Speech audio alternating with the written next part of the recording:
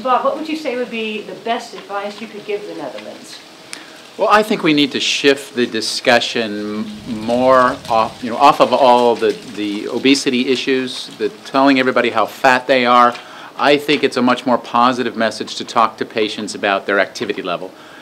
I find that when I classify patients and I diagnose them as being morbidly obese, it really gets me nowhere. It gets patients upset, and in fact, in our system, the patients actually see the diagnosis that I put on them at each visit, and some of them get frankly angry if I write down that they're morbidly obese, even though they are, as opposed if I talk to them about physical activity, because I think it's much easier for people to walk 30 minutes a day than to lose 20 pounds.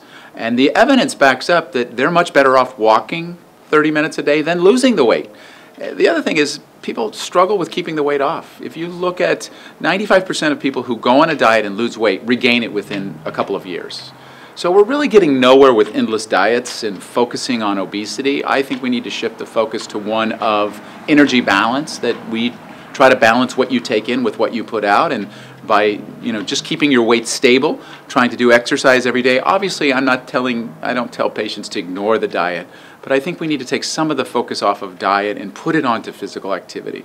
I think it's a much more positive and much more achievable message, and I would suggest the Netherlands, from a public health standpoint, go after the inactivity problem in as big a way as possible, and that the resources should not be put so much onto obesity, but more onto physical activity. It's much better. It's a much better public health message of being active every day than telling people how fat they are and beating them up over that.